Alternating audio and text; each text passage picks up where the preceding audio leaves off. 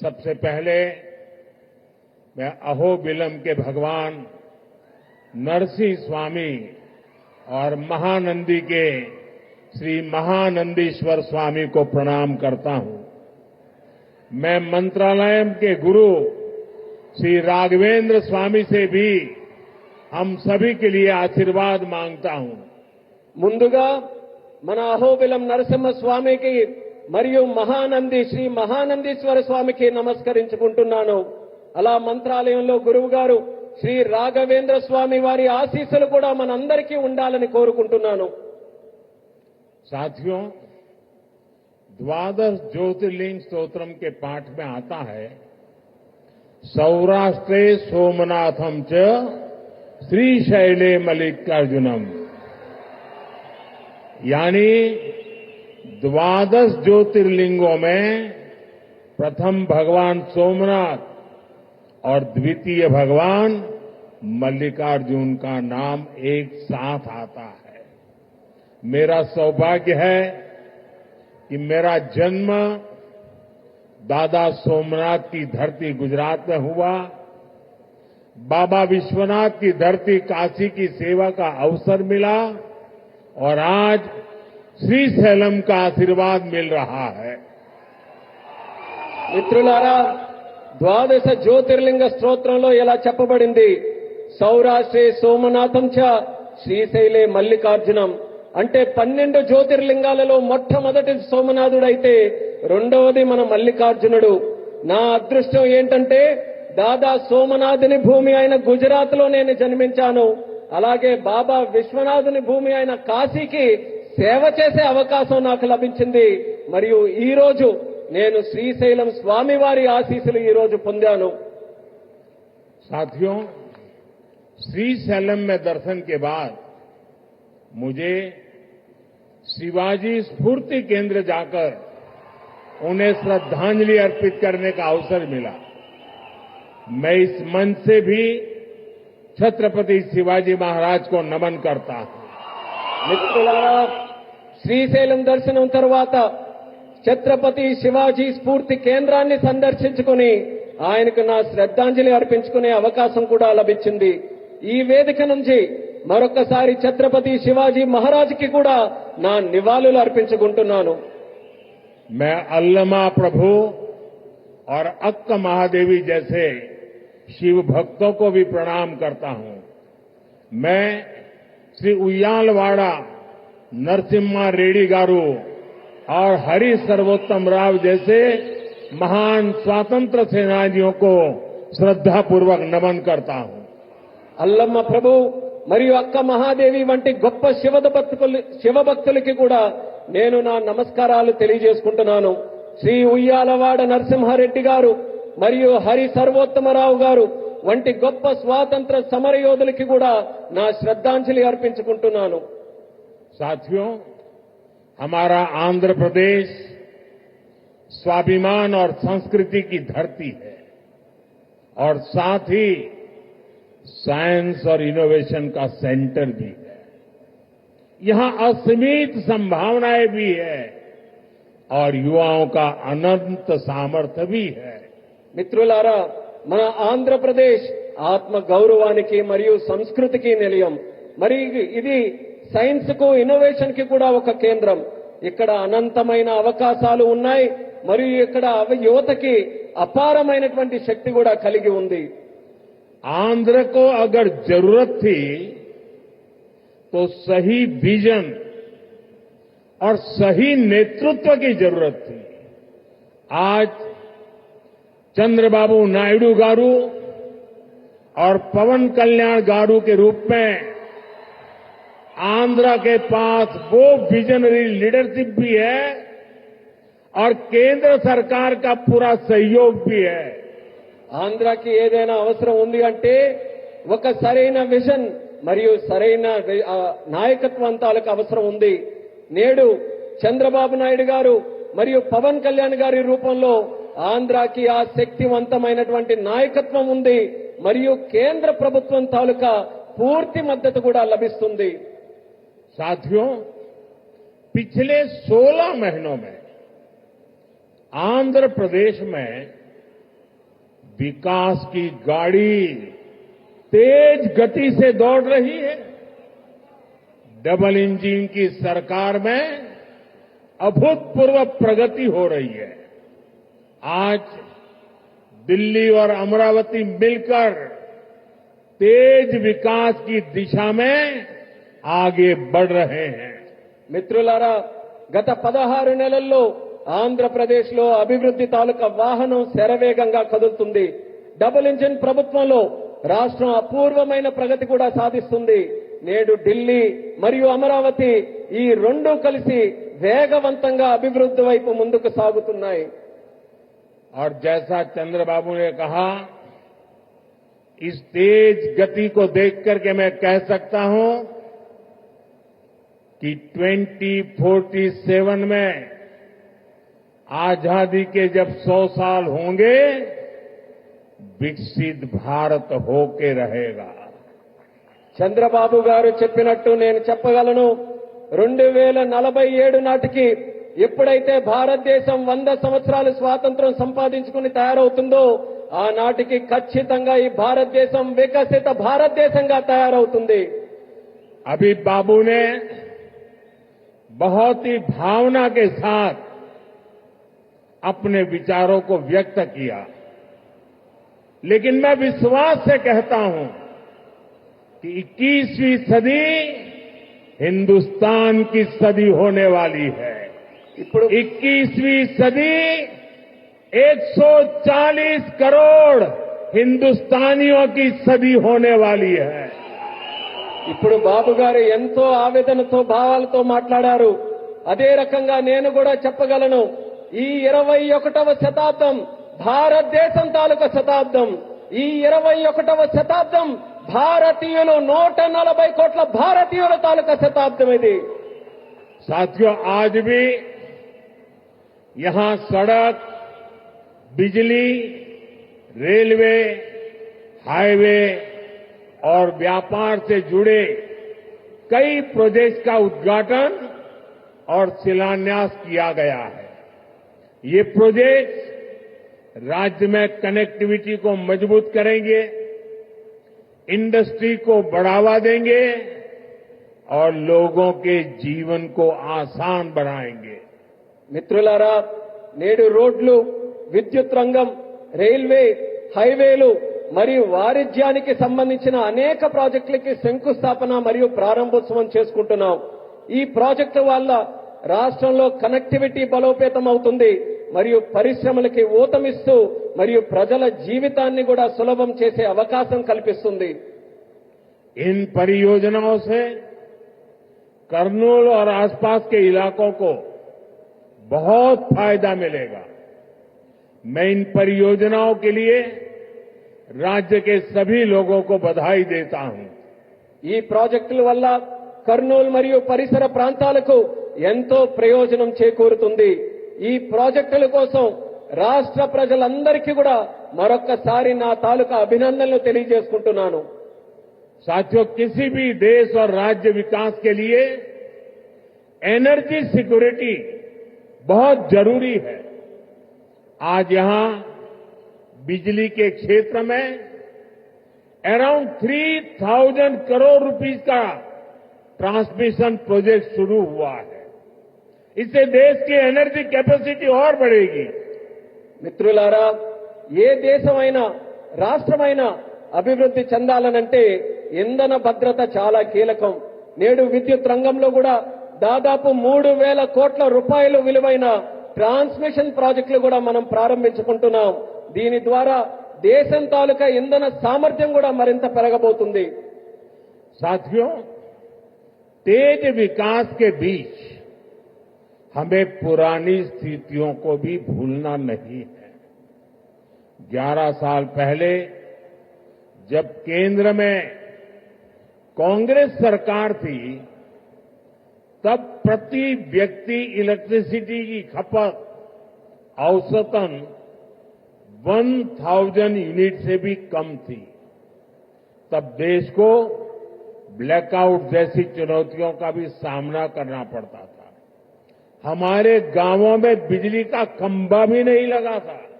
మిత్రులారా, వేగవంతమైన అభివృద్ధి మధ్య మనం గతాన్ని మాత్రం మర్చిపోకూడదు. 11 సంవత్సరాల క్రితం కేంద్రంలో కాంగ్రెస్ ప్రభుత్వం అధికారంలో ఉన్నప్పుడు సగటు తలసరి విద్యుత్ వినియోగం 1000 యూనిట్ల కంటే చాలా తక్కువగా ఉండేది. అప్పుడు దేశం కూడా అనేక విద్యుత్ కోతల వంటి సవాళ్లు కూడా ఎదుర్కొంది. వేలాది గ్రామాలలో కనీసం విద్యుత్ స్తంభాలు కూడా ఏర్పాటు చేయలేనటువంటి దుస్థితి ఉండేది. आज क्लीन एनर्जी से लेकर देश के टोटल एनर्जी प्रोडक्शन तक भारत हर क्षेत्र में नए रिकॉर्ड बना रहा है। आज देश के हर गांव तक बिजली पहुंच चुकी है। प्रति व्यक्ति इलेक्ट्रिसिटी का इस्तेमाल बढ़कर 1400 यूनिट हो गया है। इंडस्ट्री से लेकर हाउस होल्ड तक सबको पर्याप्त बिजली मिल रही है। నేడు భారతదేశంలో క్లీన్ ఎనర్జీ నుంచి టోటల్ ఎనర్జీ ప్రొడక్షన్ వరకు ప్రతి రంగంలో కూడా మన దేశం కొత్త రికార్డుల్ని సమకూర్చుకుంటుంది. నేడు దేశంలోని ప్రతి గ్రామం కూడా మనం చూసుకుంటే విద్యుదీకరణ జరిగింది. తలసరి విద్యుత్ వినియోగం ఇప్పుడు 1400 యూనిట్లకి పెరిగింది. పరిశ్రమ నుండి గృహాల వరకు ప్రతి ఒక్కరికి కూడా తగినంత విద్యుత్ ఈ రోజు చక్కగా లభిస్తుంది. साथियों, देश की इस एनर्जी रिवॉल्यूशन का एक बड़ा केंद्र हमारा आंध्र प्रदेश है। चंद्रबाबू के नेतृत्व में आज यहां श्रीकाकुलम से अनुगुल तक नेचुरल गैस पाइपलाइन प्रोजेक्ट शुरू हुआ है। ये पाइपलाइन लगभग 15 लाख घरों को गैस सप्लाई देगी। మిత్రులారా, దేశంలో ఈ ఇంధన విప్లవానికి మన రాష్ట్రం ఆంధ్రప్రదేశ్ ఒక ప్రధాన కేంద్రంగా ఉంది. మన ముఖ్యమంత్రి వర్యులు చంద్రబాబు నాయుడు గారి నేతృత్వంలో ఈ రోజు శ్రీకాకుళం నుంచి అంగుల్ వరకు సహజ వాయువు పైప్ లైన్ ప్రాజెక్టు ప్రారంభించబడింది. ఈ పైప్ లైన్ సుమారు 15 లక్షల ఇళ్లకు గ్యాస్ సరఫరా కూడా చేయబడుతుంది. आज चित्तूर में एलपीजी बॉटलिंग प्लांट शुरू हुआ है। ये प्लांट रोजाना 20,000 सिलेंडर भरने की क्षमता रखता है। इससे लोकल ट्रांसपोर्ट और स्टोरेज सेक्टर में जॉब बढ़ेगी, युवाओं को नए अवसर मिलेंगे। ఈ రోజు చిత్తూరులో కూడా ఎల్పీజీ బాటిలింగ్ ప్లాంట్ ప్రారంభించబడింది. ఈ ప్లాంట్ రోజుకు 20,000 సిలిండర్లు నింపే సామర్థ్యం కలిగి ఉంది. ఇది స్థానిక రవాణా మరియు స్టోరేజ్ రంగంలో ఉద్యోగాలను పెంచుతుంది మరియు యువతకి మరిన్ని కొత్త అవకాశాలు కూడా కల్పించే బాధ్యత తీసుకుంటుంది. साथियों, विकसित भारत के लक्ष्य तक तेजी से पहुंचने के लिए आज देश में मल्टी मॉडल इंफ्रास्ट्रक्चर का विकास हो रहा है। विलेज से सिटी और सिटी से पोर्ट तक कनेक्टिविटी पर हमारा बहुत जोर है। सब्बवरम शिलानगर से के बीच नया हाईवे तैयार होने से कनेक्टिविटी और बढ़ेगी। మిత్రులారా, వికసిత్ భారత్ అనే లక్ష్యాన్ని వేగంగా సాధించడానికి నేడు దేశంలో మల్టీ మోడల్ ఇన్ఫ్రాస్ట్రక్చర్ ప్రాజెక్ట్స్ శరవేగంగా అభివృద్ధి చేయబడుతున్నాయి. గ్రామాల నుండి నగరాల వరకు, నగరాల నుండి పోర్టుల వరకు కనెక్టివిటీపై మేము బలమైన ప్రాధాన్యత ఈ రోజు ఇస్తున్నాం. విశాఖపట్నంలో సబ్బవరం నుంచి శీలానగర్ మధ్యలో కొత్త హైవే ఏదైతే పూర్తి చేయడం వలన కనెక్టివిటీ మరింత మెరుగుపడుతుంది. रेलवे के क्षेत्र में भी नए युग की शुरुआत हुई है। नई रेल लाइनों की शुरुआत होने से, रेल फ्लाईओवर बनने से यात्रियों को सुविधा मिलेगी और इस क्षेत्र के उद्योगों को नई गति मिलेगी। అలానే రైల్వే రంగంలో కూడా ఒక కొత్త యుగం ప్రారంభమైంది. కొత్త రైల్వే లైన్లు అలాగే రైల్వే ఫ్లైఓవర్లు ప్రారంభం వల్ల ప్రయాణికులకి మెరుగైన సౌకర్యం అందుతుంది మరియు ఈ ప్రాంతంలో పరిశ్రమలకు కూడా ఒక కొత్త ఊతం వస్తుంది. साथियों, आज 2047 के विकसित भारत का संकल्प हम सबके सामने है और इस संकल्प को स्वर्ण आंध्रा के लक्ष्य से नई ऊर्जा मिल रही है। हम सब जानते हैं, जब टेक्नोलॉजी की बात होती है तो हमारा आंध्र और यहां के युवा बहुत आगे रहते हैं। डबल इंजन की सरकार में हम आंध्रा के इस पोटेंशियल को और बढ़ा रहे हैं। మిత్రులారా ఈ రోజు 2040 నాటికి వికసిత్ భారతదేశం మనం సాధించాలనే సంకల్పంతో అందరం కూడా ముందుకు నడుస్తున్నాం. మరియు ఈ సంకల్పానికి స్వర్ణాంధ్రప్రదేశ్ అనే లక్ష్యం మరింత శక్తిని అందిస్తుంది. మనందరికీ తెలుసు, టెక్నాలజీ విషయానికి వస్తే మన ఆంధ్రప్రదేశ్ అలాగే మరియు ఇక్కడ యువత చాలా ముందుంటారు. డబుల్ ఇంజిన్ ప్రభుత్వంలో మేము ఆంధ్రప్రదేశ్ యొక్క ఈ ప్రత్యేక సామర్థ్యాన్ని మరింత పెంచబోతున్నాం. साथियों, आज भारत की और आंध्र प्रदेश की स्पीड और स्कोप, इसको पूरी दुनिया देख रही है। 2 दिन पहले ही आंध्र प्रदेश में गूगल ने बड़ा निवेश करने का ऐलान किया है।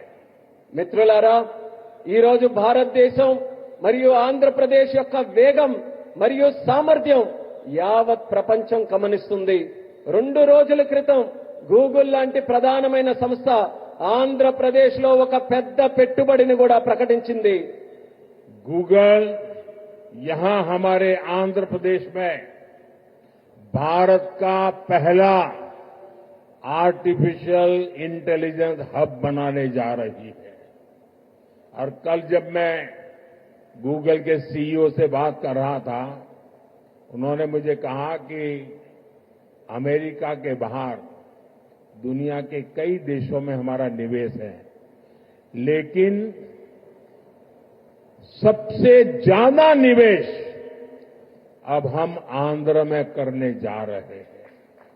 इस नए एआई हब में powerful AI infrastructure, data centre capacity, large scale energy sources और एक्सपांडेड फाइबर ऑप्टिक नेटवर्क शामिल है। నిన్న గూగుల్ తో నేను మాట్లాడుతున్నప్పుడు తెలుసుకున్నాను. వాళ్ళు కూడా నాకు చెప్పారు, అమెరికా బయట చాలా పెట్టుబడులు మా ఉన్నాయి, కానీ అన్నిటికంటే అందులో పెద్ద పెట్టుబడి మేము ఆంధ్రాలో నేడు పెట్టబోతున్నామని వాళ్ళందరూ కూడా నాకు చెప్పారు. ఈ కొత్త ఏఐ హబ్ లో శక్తివంతమైన ఏఐ ఇన్ఫ్రాస్ట్రక్చర్, అలాగే డేటా సెంటర్ సామర్థ్యం, పెద్ద ఎత్తున శక్తి వనరులు మరియు విస్తరించిన ఫైబర్ ఆప్టిక్ నెట్వర్క్ కూడా ఉండబోతున్నాయి. साथियों, गूगल के इस एआई हब इन्वेस्टमेंट में एक नया इंटरनेशनल सबसी गेटवे बनाया जाएगा। इसमें कई इंटरनेशनल सबसी केबल्स शामिल होंगे जो भारत के ईस्टर्न कोस्ट पर विशाखापट्टनम तक पहुंचेगी। మిత్రులారా, ఈ గూగుల్ ఆర్టిఫిషియల్ ఇంటెలిజెన్స్ హబ్ ఏదైతే ఉందో, ఈ పెట్టుబడితో కొత్త అంతర్జాతీయ సబ్సీ గేట్వే కూడా తయారవబోతుంది. ఇందులో అంతర్జాతీయ సబ్సీ కేబుల్ వల్ల మన భారతదేశం యొక్క తూర్పు తీరంలో ఉన్న విశాఖపట్నం నగరం మరింత బలోపేతమై ఈ కేబుల్స్ అన్ని కూడా అక్కడ చేరుకోబోతున్నాయి. साथियों, इस प्रोजेक्ट से विशाखापट्टनम एक एआई और कनेक्टिविटी हब के रूप में स्थापित होगा। ये केवल भारत ही नहीं बल्कि पूरी दुनिया को सेवा देगा। मैं इसके लिए आंध्र का लोगों को विशेष बधाई देता हूं और चंद्रबाबू के विजन की भूरी भूरी प्रशंसा करता हूं। మిత్రులారా, ఈ ప్రాజెక్టు విశాఖపట్నం ఒక ఆర్టిఫిషియల్ ఇంటెలిజెన్స్ మరియు కనెక్టివిటీ హబ్ గా ఏర్పాటు చేయబోతుంది. ఇది కేవలం భారతదేశానికే కాకుండా యావత్ ప్రపంచానికి కూడా ఇది సేవ చేయబోతుంది. దీనికి ఆంధ్రప్రదేశ్ రాష్ట్ర ప్రజలందరికీ కూడా ప్రత్యేక అభినందనలు తెలియజేసుకుంటున్నాను. అలాగే మన ముఖ్యమంత్రి వర్యులు చంద్రబాబు నాయుడు గారి తాలూకా విజన్ కి కూడా ప్రత్యేకంగా నేను ప్రశంసిస్తున్నాను. साथियों, भारत के विकास के लिए आंध्र प्रदेश का विकास जरूरी है और मैं मानता हूं आंध्रा के विकास के लिए रायलसीमा का विकास भी जरूरी है। आज करनूल की जमीन पर जो काम शुरू हुए हैं ये रायलसीमा के हर जिले में जॉब्स और प्रॉस्पेरिटी के नए दरवाजे खोलेंगे। इन प्रोजेक्ट से यहां इंडस्ट्रियल डेवलपमेंट को और गति मिलेगी। మిత్రులారా, భారతదేశ అభివృద్ధికి ఆంధ్రప్రదేశ్ అభివృద్ధి చాలా అవసరం. అలానే ఆంధ్రప్రదేశ్ యొక్క అభివృద్ధికి రాయలసీమ అభివృద్ధి కూడా అంతే అవసరమైనదని నేను నమ్ముతున్నాను. ఈ రోజు కర్నూలు గడ్డపై ప్రారంభమైన పనులు రాయలసీమలోని ప్రతి జిల్లాలో ఉద్యోగాలు సృష్టిస్తాయి మరియు ఈ ప్రాంత ప్రగతికి సరికొత్త ద్వారాలు కూడా తెరిపిస్తాయి. ఈ ప్రాజెక్టుల ద్వారా ఇక్కడ పారిశ్రామిక అభివృద్ధి మరింత వేగవంతంగా ముందుకు నడుస్తుంది. साथियों, हमें आंध्र प्रदेश के तेज विकास के लिए नए इंडस्ट्रियल कॉरिडोर और हब बनाने होंगे। इसके लिए सरकार अरवक्कल और कोप्परती को आंध्र प्रदेश की नई इंडस्ट्रियल आइडेंटिटी के रूप में डेवलप कर रही है। अरवक्कल और कोप्परती में निवेश बढ़ने से रोजगार के नए अवसर भी लगातार बढ़ रहे हैं. మిత్రులారా, ఆంధ్రప్రదేశ్ వేగవంతమైన అభివృద్ధి కోసం మనం కొత్త పారిశ్రామిక కారిడార్లను మరియు కేంద్రాలని సృష్టించుకోవాలి. ఈ లక్ష్యంతో ఆంధ్రప్రదేశ్ ప్రభుత్వం ఓర్వకల్ మరియు కొప్పర్తి ఈ రెండు కొత్త పారిశ్రామిక కారిడార్స్ ను కూడా గుర్తించి అభివృద్ధి చేస్తుంది. ఓర్వకల్లో మరియు కొప్పర్తిలో పెరుగుతున్న పెట్టుబడులతో ఉపాధి అవకాశాలు కూడా క్రమంగా పెరుగుతున్నాయి. साथियों, आज दुनिया भारत को 21वीं सदी के नए मैन्युफैक्चरिंग सेंटर के रूप में देख रही है. इस सफलता का सबसे बड़ा आधार है आत्मनिर्भर भारत का विजन. हमारा आंध्र प्रदेश आत्मनिर्भर भारत की सफलता का एक प्रमुख केंद्र बन रहा है. మిత్రులారా, నేడు ప్రపంచం భారతదేశాన్ని 21వ శతాబ్దానికి ఒక తయారీ కేంద్రంగా చూస్తుంది. ఈ విజయానికి అతిపెద్ద పునాది మన ఆత్మనిర్భర్ భారతదేశం యొక్క విజన్. ఆత్మనిర్భర్ భారతదేశం సాధించడానికి మన ఆంధ్రప్రదేశ్ ఒక కీలక కేంద్రంగా మారబోతుంది. साथियों, कांग्रेस सरकारों ने आंध्र प्रदेश की क्षमताओं की उपेक्षा करके पूरे देश का नुकसान किया था. जो राज्य पूरे देश को आगे लेकर जा सकता था, उसे खुद अपने विकास के लिए संघर्ष करने की नौबत आ गई. మిత్రులారా, కాంగ్రెస్ ప్రభుత్వాలు గతంలో ఆంధ్రప్రదేశ్ సామర్థ్యాన్ని విస్మరించి మొత్తం దేశానికే నష్టం చేశాయి. మొత్తం దేశాన్ని ముందుకు నడిపించగలిగినటువంటి శక్తి మన ఆంధ్రప్రదేశ్ రాష్ట్రానికి ఉంటే, మన ఆంధ్రప్రదేశ్ రాష్ట్రం మాత్రం తన సొంత అభివృద్ధి కోసం పోరాటం చేసుకునేటటువంటి దుస్థితి కలిగింది. मुझे खुशी है कि अब एनडीए सरकार में आंध्रा की तस्वीर बदल रही है. आंध्र प्रदेश चंद्रबाबू जी के नेतृत्व में आत्मनिर्भर भारत की नई ताकत बन रहा है. आंध्रा में मैन्युफैक्चरिंग तेजी से बढ़ रही है. నాకెంతో సంతోషంగా ఉంది. ఇప్పుడు మన ఎన్డీఏ ప్రభుత్వంలో ఆంధ్రప్రదేశ్ తాలూకా మొత్తం ముఖ చిత్రం మారుతుంది. ఆంధ్రప్రదేశ్ మన ముఖ్యమంత్రి చంద్రబాబు నాయుడు గారి నేతృత్వంలో ఆత్మనిర్భర్ భారత్ దేశానికి ఒక సరికొత్త శక్తిగా అవతరించబోతుంది. ఆంధ్రప్రదేశ్ లో తయారీ మరియు తయారీ రంగం కూడా శరవేగంగా అభివృద్ధి ఈ రోజు చెందుతున్నాయి.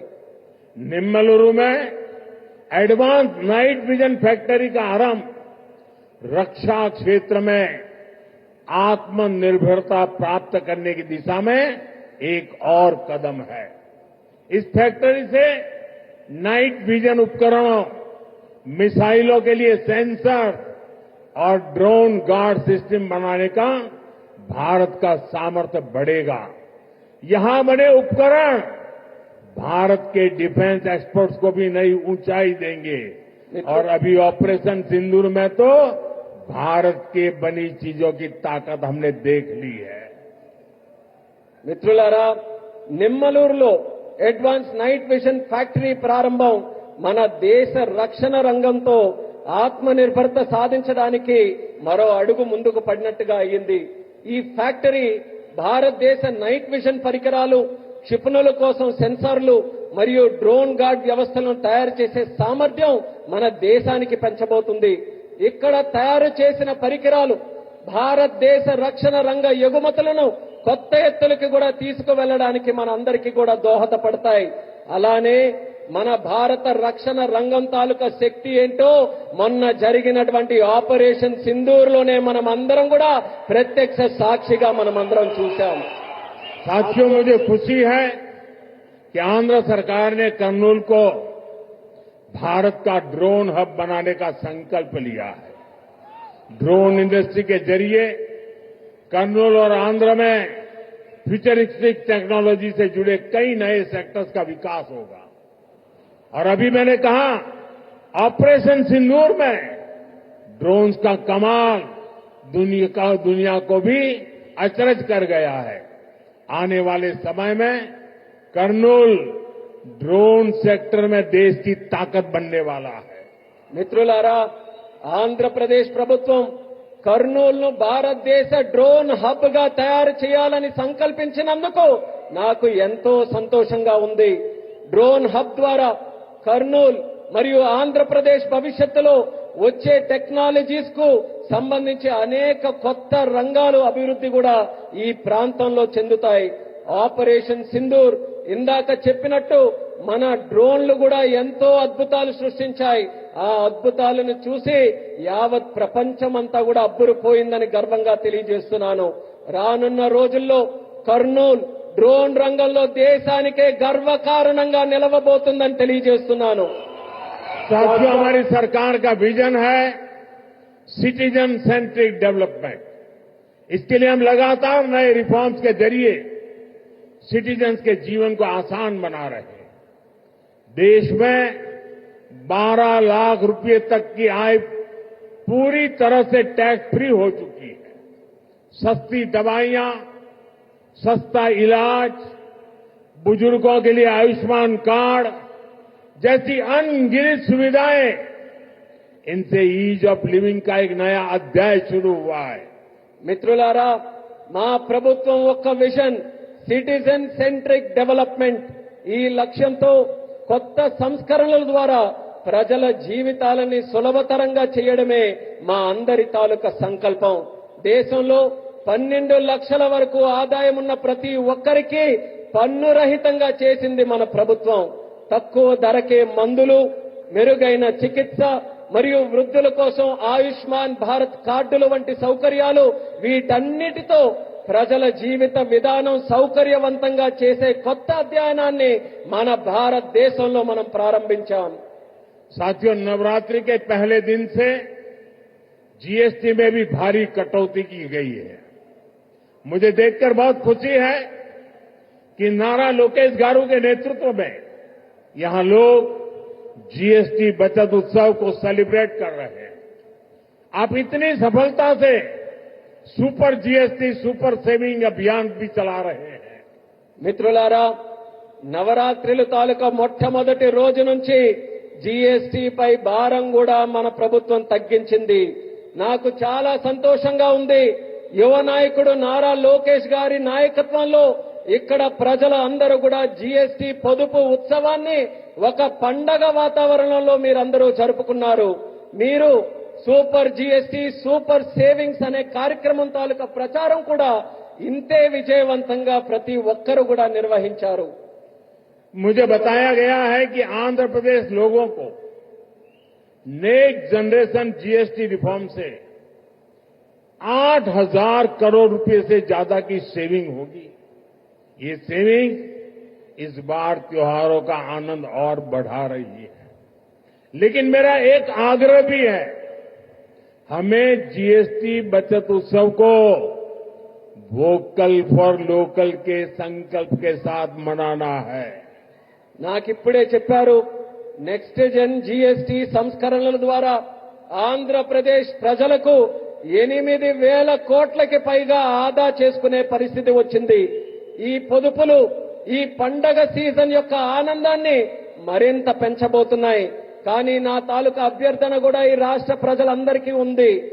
మనం ఈ జీఎస్టీ పొదుపు ఉత్సవాన్ని ఏదైతే నిర్వహించుకుంటున్నామో ఇందులో మనం స్థానికుల కోసం బలంగా వోకల్ ఫర్ లోకల్ అనే సంకల్పంతో స్థానిక తయారీ రంగాన్ని ప్రోత్సహించే విధంగా జరుపుకోవాలి. साथियों, विकसित आंध्र से ही विकसित भारत का सपना पूरा होगा। मैं एक बार फिर नए प्रोजेक्ट के लिए आंध्र प्रदेश के सभी लोगों को बहुत बहुत बधाई देता हूं। मेरे साथ बोलिए भारत माता की। మిత్రులారా, వికసిత్ ఆంధ్రప్రదేశ్తోనే వికసిత్ భారతదేశం యొక్క కల నెరవేరుతుంది. నేను మరోసారి ఈ కొత్త ప్రాజెక్టుల తాలూకా శంకుస్థాపన మరియు ప్రారంభోత్సవం సందర్భంగా ఆంధ్రప్రదేశ్ రాష్ట్ర ప్రజలందరికీ కూడా హృదయపూర్వకమైనటువంటి అభినందనలు తెలియజేసుకుంటున్నాను. భారత్ మాతాకి. यहां कोई दो बच्चे कब से वो पेंटिंग लेके खड़े हैं, जरा हमारे एसपीजी के लोग इसको कलेक्ट कर लें। ఇద్దరు పిల్లలు ఇక్కడ చిత్రాలను పట్టుకుని ఉన్నారు. ఎస్పీజీ వాళ్ళు కాస్త ఆ చిత్రాలను నా వరకు పంపించవాలి. उनसे कलेक्ट कर लीजिए वहां से।